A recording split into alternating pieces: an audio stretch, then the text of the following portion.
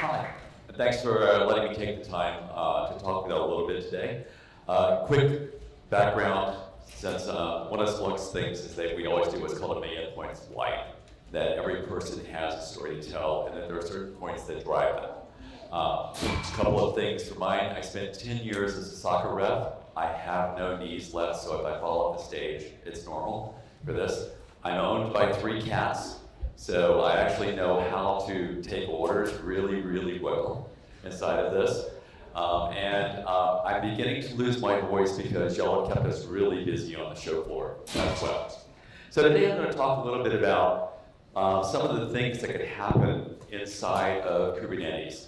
Everybody here hopefully is familiar with Kubernetes at some level. I won't go through a little light piece of here, but I'm going to dive down into some of the things that you really need to consider when you're thinking about dealing with your Kubernetes environments and how you find out what's going on inside that world. So we start off with this. Abstraction adds infrastructure to your monitoring concerns. And by this we mean that we have more things that we have to look at all the time. So the abstraction is really great, but you constantly are adding new functionality to this world, and you need to make sure that your ability to see what's going on matches that. So in the beginning, it was pretty simple. We had servers, we had apps, and actually at one point in time, we didn't even have logs, but now we have logs as well inside of here. And everything lived in one place, and it was very easy to figure out what's going on. You had a log file, you could grep it, you could find all your information. And then, unfortunately, things got really interesting for this. And over time, we've added microservices, we've added orchestration, we've added containers, we've added massive scale. So for instance, there's one of the rideshare side cars, for instance, deals with about, I think it's something like, 50 terabytes of trace files every single hour. So all of a sudden we have scale that's gone out of the pace. We have continuous improvement, we have continuous deployments in here, and that list goes on. So literally at this point, may live in interesting times is really where the interesting category is in here. We have lots of balls up in the air all the time when we're dealing with this. So for those of you who don't want to stay through the entire talk, it's really simple. TLDR, abstraction makes life simpler. Abstractions make digging harder. When we built these things inside of here, so we no longer have to write code that provides orchestration controls and manages containers. We don't have to write things that have elastic nature inside of here. However, what happens is that we've hidden that complexity from us, and therefore we have to dig to figure out what's actually going on. The good news is that, like most environments of this, you care more about the stuff when it's, you only care about the digging stuff when it's really broken or something's not working right. And as I like to point out to a former VP of engineering, I used to look at him and say, so what happened if our production system was only up 95% of the time? And he looked at me and said, people would get fired. So things that break 95% of the time are not good. We also, at the same point in time, live in an instant gratification society. A Google survey points out that 5 seconds is an abandoned shopping cart. 10 seconds is someone who will go complain to their friends about your own social media. So we live inside of this world. So it really is turtles all the way down, and our problem is to figure out which turtle is causing the problem and getting rid of that turtle or replacing them as soon as possible. So quickly, some definition side, orchestration. Orchestration really came into its own when we ended up with containers inside of here. It changed the nature of how we build apps. Orchestration automates the deployment of those pieces here. Container orchestration then automates the deployment of containers. Kubernetes is container orchestration at large. It is the leading orchestration. We have lots of them, but probably right now, if you look at the AWS, people who are running a orchestration on AWS, it's 87% run Kubernetes. So there's a huge push towards Kubernetes, and Kubernetes pretty much owns this orchestration world. So Kubernetes has its own set of complexity that comes into play as well. Kubernetes high-level viewpoint, and trust me, we can devolve this greatly inside of here. You have a master node. The master node is controlling everything inside of here. You can have other nodes that can fail in for the master node should you need to do that. The master node has worker nodes. These used to be called minions. I actually still prefer the name minions, but nonetheless, these are worker nodes for here. The pods are inside the worker nodes. The containers are inside the pods. The apps and whatever sidecars you may have all live inside of those containers. So if you think about this, we've now added at least 4 levels of infrastructure changes to your Kubernetes environment. You can't just monitor the app anymore. You need to know what's going on at all these different levels. We can also get into some interesting pieces when we look at this, because we can start bringing in things like serverless, functions as a service, AWS Lambda, Azure Functions. All of these have their own sets of challenges and add more complexity to this orchestration model. So, one of my favorite quotes when we get into the observability space, Sherlock Holmes, you see, but you do not observe. And the problem is that we quite often only look at part of the picture and we fail to see what's going on underneath this. So you do need to monitor your application at the same point in time, but you need to also see what's happening underneath it. And if you're not seeing what's happening underneath it, in the old, make sure what you're diving into before you dive into it, make sure you know what you're diving into before you dive into it. So, but monitoring and logs. Well, these early stacks were very simple. They were very static. We knew where we put things. We knew what server things lived on. We knew what the applications were running here. Orchestration changed everything for this. And now we have some interesting questions. Where is Kubernetes actually running? What does it do? You don't know. If Kubernetes puts something, you tell it what you're looking for, and it finds a place to put you. And so there's all these configuration rules that also happen inside of this infrastructure environment. Did I get everything I expected to get? I wanted seven nodes running. Did I get 7 nodes? Do I know? You have to be able to figure out those pieces inside of here. Is Kubernetes itself broken? Kubernetes can break, and your application is running fine until you need Kubernetes to respond to something. And so therefore it's there. And then where do the changes actually get deployed? Did the changes get deployed? What happened to them? And so we get into a deployment scenario that says what's happening also inside these things here.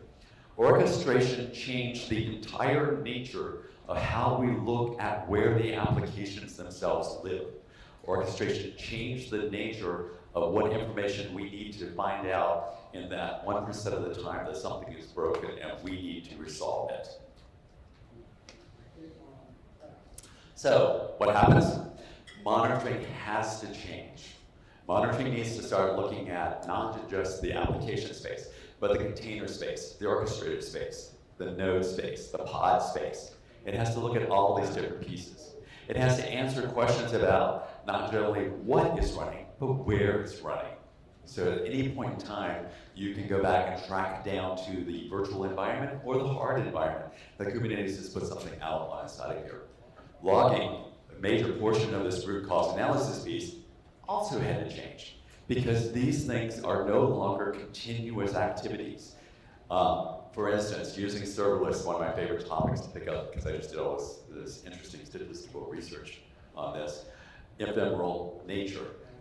A AWS Lambda function cold start is between 400 to 700 milliseconds. A warm start, the average activity for an AWS Lambda is 38 milliseconds. And it's gone. So if you are even waiting for 1 second to see what's happening inside of this, you have just missed a whole bunch of serverless executions that are happening. So the nature of how we save these things has to change. To make life even more interesting in a Kubernetes environment, in your pod, suppose that your pod suddenly stops working. Every piece of data that was around that activity in the pod is gone, unless you have deliberately saved it off to a stateful environment. If a pod dies and you didn't keep track, you have no clue. So the nature of how we absorb data from here becomes more and more important. because these things aren't always there, and we need to really consider that. So, like my little cartoon set over here is very true. We're hiding things in the cloud, but we've got to make sure that we, as developers, know what's happening inside that cloud as well. So always know where the horse is buried because somebody else might dig it up. Excuse me. So, what about Kubernetes itself? And I'm going to go into a little bit of discussion on some of the things that happens. In a Kubernetes environment, you've got the various pieces that have inside of here. There are multiple layers. I showed you the block diagram here. But in a Kubernetes environment, you've got a control plane, you've got the API server, you've got etcd instead, you've got kubelets inside of here, you have state metrics happening, you have container metrics happening, and you actually have logs. All these different pieces have to be tracked. You need to collect the logs and the metrics in all these cases. In an AWS world, for instance, if you're running inside of this, you're probably going to be really familiar with CloudWatch metrics and CloudWatch logs. In Azure space, similar environments. In the Google space, similar environments. You're going to have to be actively tracking those things. So make sure that you're aware that you need to track these things to be sure that you can get to what you need to do here. Each of these things also has a set of layers. So not only do we have this set here, but we need to know specifically what is happening at each of these layers, be it the pod, be it the container, be it the orchestrator. One piece of advice that I will strongly give you, and I think I've repeated it a couple of times in here, is monitor your orchestrator. Monitor Kubernetes itself. It's on a master node someplace, find where it is, and keep an eye on it. If nothing else more than a heartbeat check, keep an eye on what's going on with Kubernetes. We've seen more cases recently where something will call and go, oh my God, my Kubernetes environment is just blown up and nothing's working and my customers are unhappy, and we found out that the orchestrator had died. And that meant there was no elasticity, there was no response, all those different pieces. Their failovers didn't work, tracked back to a configuration problem. When we looked into this, logs don't tell you about configuration problems, so you need to be able to keep track of each of these pieces as it gets stored. So, back here it is. Monitor the entire orchestrated environment. Centralize the logs and the metrics. Your system is already decentralized. You've got lots of pieces. There's a company over in Indonesia who has one of the world's most complex and, hate to say it, poorly designed Kubernetes environment I've seen. They have right now something like 120 clusters. Each cluster has nearly 5,000 nodes in it. Each node has a minimum of 3 pods, and each pod contains at least 2 apps. Imagine trying to track all of that data inside of this and figuring out what went wrong.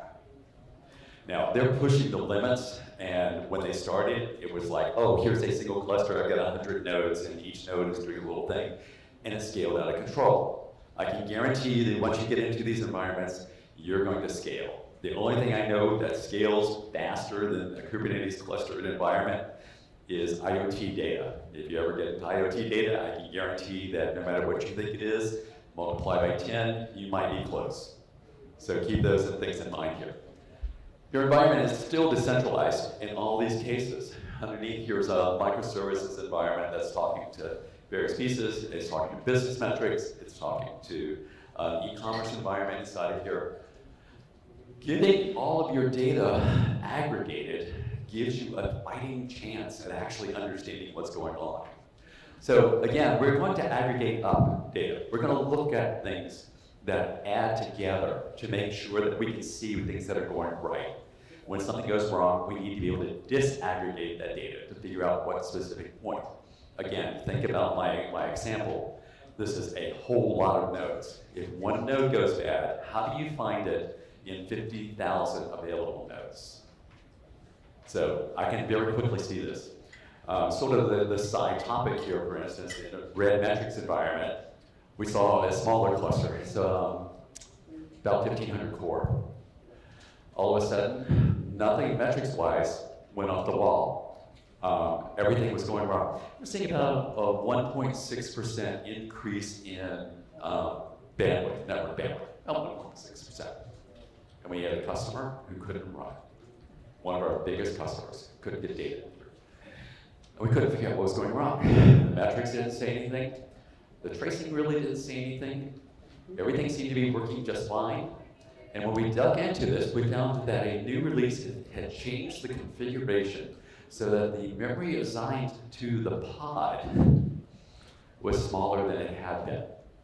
And now we had a slow consumer model. Nothing failed, things just got slow. And all of a sudden, the queues backed up because the customer had also changed the way they were sending us data. They were now sending us lots and lots of small blocks data rather than a few large block data. And so we now had queue pressures going in here. We actually had to track that down by going all the way down to the thread logs to figure out what was going on inside of that model. And it turned out to be an infrastructure problem based on memory pressure inside of a worker node. So always be sure that you've got all the data together so that you have some sort of chance of figuring out what the heck is going on here. Simplify. This one's really important. So how many people are doing some level of monitoring or log management inside their products now? How many people are using more than 5 tools to keep track of their systems? Wow. Usually the average works out to somewhere between 6 to 8 is what people use across their entire system environments. This 17 one is something I'm going to use to pick on. The guy who actually created Google Docs, a guy named Steve Newman, left to form a separate company because Google had 17 different disparate tools that he needed to do to figure out any time he had a problem in the Google cluster environments. And if you remember, Google Kubernetes came from Borg, which came from whatever the product before was called. So he was an early user of this orchestration model. He had 17 tools. Don't do this. What do? Keep your tool environments as close to possible and the minimum that you can think of. Just for the comments, if you want to, you can actually go buy this thing. There's one of them in existence. The last time I saw it, it shows up on eBay on a regular basis. The last time I saw it, it sold for like $2,500 or something for this. So, but if you ever need a tool for any possible purpose, this is the thing you need. I also understand it weighs something like 9 pounds. So it's a little bit heavy to carry around in a pocket as well. Second point, let your monitoring needs drive your tools. Don't pick a tool and try to force fit your environment. Figure out what your environment needs before you get into the tooling environment here, so that you, again, can match to what you're doing. Your process and your application nature shouldn't change to match somebody else's tooling. You should make sure that your tooling meets your needs, not that you're meeting the tool's needs inside of your. Responsiveness actually matters a lot here. I talked a little bit about how we are an instant gratification society, how we need to be able to see things when they happen and as they happen here. So make sure that at the same point in time, your tools, the responsiveness matters. And we have multiple sets of environments that happen inside here. In a debug environment, you may only need 4 hours of data, but you're going to need that data to be really fine-grained. You're going to be able to need to look at every single point that happens with that data here. When you're deploying, you're probably looking at a totally different set of data. And believe it or not, your deployment, you may only need 5 minutes of data that happens inside of here.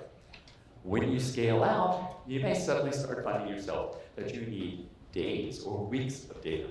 But your granularity may be 10 minutes or maybe at 30 minutes. Because again, as long as things are working, don't worry about it.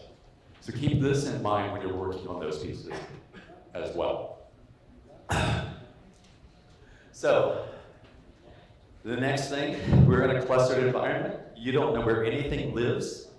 Everything you're working with is pretty much timestamped. If you use distributed tracing, you have a better chance of being able to see what your track, your flow through your application space looks like here. But make sure that you're measuring the same thing across all these environments. Again, one of these customers that worked with here, they had one set of their set of tools that was reporting things in milliseconds. and one set of things that was reporting themselves in seconds. And they couldn't figure out why they couldn't get data correlation between these two different activities. And the problem was that they were simply recording things in different ways. So make sure that you have accurate timestamps for this. Also, make sure that your capability, your tooling, allows you to adjust for lag. So lag is kind of a difficult term to talk about here, but it's measuring how long things take to get to you, in a sense, as well as measuring what the average point in time and adjusting for it. This matters more if your tooling does timestamping on arrival versus sending a timestamp with it. And even then you have to be careful because it's likely that your system all aren't identically timed. So you're gonna have to have some fudge factor inside it. Last, make sure that you have a common set of metrics so that cross all the different systems. In the modern terminology, you'll hear the golden signals, you'll hear use, USE, you'll hear red, RED, as common metric sets to which you can build more functionality as it continues across this so that you can keep track of what's going on. Commonality is really important because your development teams may also be distributed. Microservices teams quite often live just with that microservice. They don't necessarily live across all of the space. Common sets give them a common language to talk to. The ability to expand for that common set gives them specific information that they need. Ephemeral containers, I mentioned this a little bit here. Things start and stop all the time. They can start and stop in seconds, milliseconds. They can start and go away. They can happen unexpectedly. They can happen with expectations. Again, AWS Lambda has a default timeout of 1 second. So sounds like a pretty good length of time here, but it's pretty easy to miss this. When they're gone, whatever data was associated with them is also gone. So grab it while it's there. You need to be able to do those things as well. Group similar activities. So as you have activities that group together naturally, group the metrics naturally across those. So if you're dealing in a serverless environment and you're dealing with image processing, group those pieces together. Again, you want to disaggregate, but group those pieces together so that they work that way. Monitor without touching the app. Daemon sets, sidecars are your distinct friends inside of here. Monitor with open source tools like FluentD. Monitor with Prometheus, these pieces. When you can, use an already instrumented library, because one of the most nightmarish situations in the real world is to try to go update your current working application to add instrumentation to this. Sorry, it's bottom line. It takes, for instance, an average of a year for someone to take a production level system and add distributed tracing to it. Use the distributed library. Use service mesh, where they're already done for you. Your life will be a lot easier and you're not going to break your application. Some philosophies, be clear as crystal, because when you're talking in this microservices space, everybody has a different concept of what that means for these things. Orchestration has to be observable itself, and find places that you don't need to orchestrate. And finally, summary, this orchestration changes the nature of the game when we're looking for the problem and how to resolve it here. There are new rules, there are new things that we need to apply for here. Keep in mind that you can hurt yourself. If it ain't broke, don't fix it. If you touch it, you will break it. Fixing it is going to be expensive. So be very careful about what things you put in just because. And finally, we pay for this ease of use in additional complexity. Keep that in mind. Abstraction adds complexity for here. And things that are new need to be watched the same way that we've always watched our application space here. And honestly, sooner or later, you're going to end up in the log files, so the truth is in your logs and keep an eye on it. With that, let me finish up, and I've got 1 minute for questions. Do we have any questions?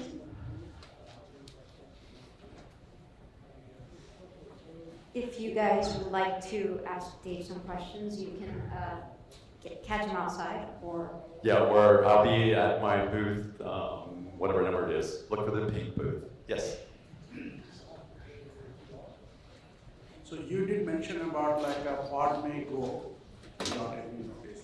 How do you in your experience, how did you do some kind of forensic before it went away? Sorry, I missed part of that. So you said pod Right. can go anytime without notice. Yeah. But if you want to collect some forensic data, what happened to that particular pod? How did you do it? So when I'm looking at that, pods can go away here. There's log information that's inside that pod. If you are capturing that information, either with a push or a pull mechanism, write it off to a stateful storage. Not every logging tool allows you to do this that easily. The problem is that it has to stream as it's going out. Otherwise, you're going to lose this data. It is your responsibility in a pod environment to capture the data that you want. The pod doesn't care. So basically, you've got to figure out how to write it to a disk. Thank you all so much. And Cool, like I thanks. said- If you got questions, come find me. Appreciate it. Thank you.